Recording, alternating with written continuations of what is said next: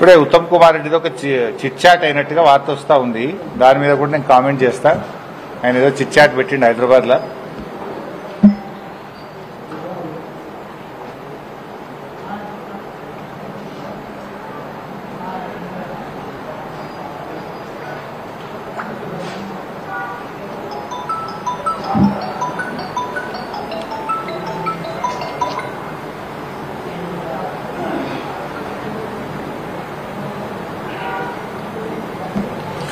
ఉత్తమ్ కుమార్ రెడ్డి రేవంత్ రెడ్డిని మించిపోతున్నాడు.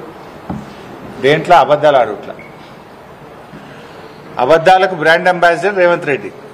కానీ నిన్నయాల ఉత్తమ్ కుమార్ రెడ్డి రేవంత్ రెడ్డిని కూడా మించిపోతున్నట్టు. ఎందుకంటే అబద్దాలాడి రేవంత్ రెడ్డి సీఎం అయిండు. నేనే ఆయన కంటే తక్కువ అబద్దాలు ఆడినా అందుకే సీఎం కాలేదు అనుకుంటుండో ఏందో. నేను రేవంత్ రెడ్డిని మించిన అబద్దాలు ఆడతా అనుకుంటుండే ఈ మధ్యలో ఉత్తమ్ కుమార్ రెడ్డి. సో అబద్దాలకు బ్రాండ్ అంబాసిడర్ రేవంత్ రెడ్డి అయితే ఆ బ్రాండ్ అంబాసిడర్కు తాత ఈ ఉత్తమ్ కుమార్ రెడ్డి తయారైపోయింది. ఆ గోబల్ సెంటర్ ఆయన బతుకుంటే ఉరిపెట్టుకుంటుండే ఉత్తమ్ కుమార్ రెడ్డి అబద్దాలు చూస్తే తప్ప వీడియో కూడా నన్ను మించిపోయింది అనుకుంటుండే. అట్లా తయారైపోయింది ఉత్తమ్ కుమార్ రెడ్డి. మాట్లాడితే అబద్దాలే. ఇవాళ కూడా మాట్లాడుతూ రాయలసీమ లిఫ్ట్ ఇరిగేషన్ గురించి మాట్లాడుతున్నాడు. రాయలసీమ లిఫ్ట్ ఇరిగేషన్ పనులను గ్రీన్ ట్రిబ్యునల్ ద్వారా స్టే తెచ్చి పనులు ఆపిందే బీఆర్ఎస్ ప్రభుత్వము. రాయలసీమ ఎత్తిపోతల పథకాన్ని అపెక్స్ కమిటీ ఎజెండాలో పెట్టాలని అపెక్స్ కౌన్సిల్లో ఆ ఎజెండాలో పెట్టించి కేసీఆర్ గారు స్వయంగా రాయలసీమ ఎత్తిపోతల పథకం అక్రమ ప్రాజెక్టు, దీన్ని నిలిపివేయాలని అపెక్స్ కౌన్సిల్లో గొంతెత్తి ప్రశ్నించిందే కేసీఆర్. ఇలా రేవంత్ రెడ్డి ఉత్తమ్ కుమార్ రెడ్డి ఇద్దరు కూడా చంద్రబాబుకు దాసోహం అయిపోయింది. రేవంత్ రెడ్డి గురుదక్షిణ చెల్లించుకుంటుండు.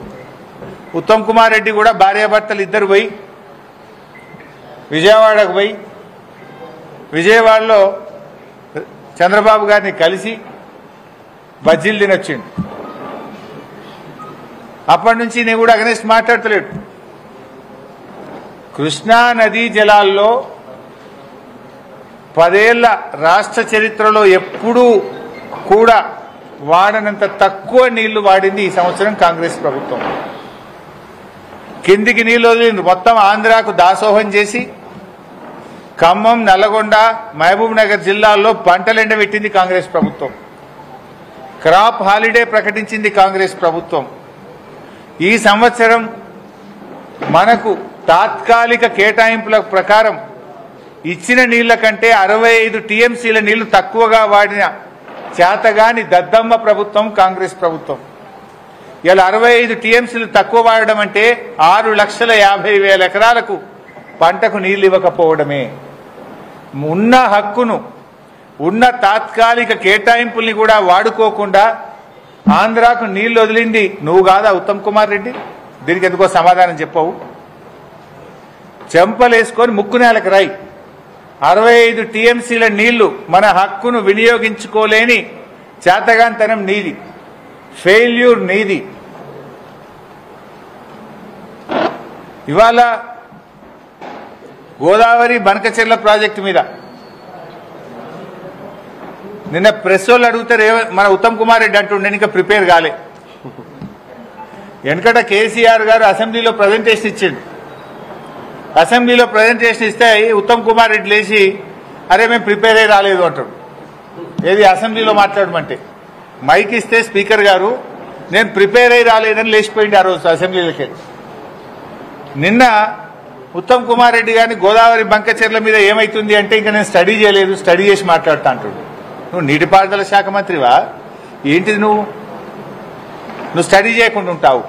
స్టడీ చేయలేదంటే నువ్వు ఎంత బాధ్యత రహిత్యంగా ఉన్నావు. రాష్ట్రానికి సంబంధించిన అతి ముఖ్యమైన గోదావరి జలాలకు సంబంధించిన ఇష్యూ మీద స్టడీ చేయలేదని మాట్లాడతారు. నిన్న కేబినెట్లో గోదావరి బంకచెర్ల మీద మాట్లాడతారు. ఏదో గట్టిగా స్పందిస్తారని మేము ఆశించినాం. టైం దొరకలేదట. నెక్స్ట్ మీటింగ్లో మాట్లాడతారట. పేపర్లలో ఏమొచ్చిందంటే గోదావరి బంకచెర్ల మీద మాట్లాడడానికి టైం దొరకలే, మళ్ళా మీటింగ్లో మాట్లాడతారట. అంటే రాష్ట్రానికి సంబంధించి ఇంతకంటే ముఖ్యమైన అంశం ఇంకోటి ఉంటుందా? ఏం మాట్లాడినరు 5 గంటలు? కమిషన్ల గురించో, పర్సంటేజ్ల గురించో, హైకమాండ్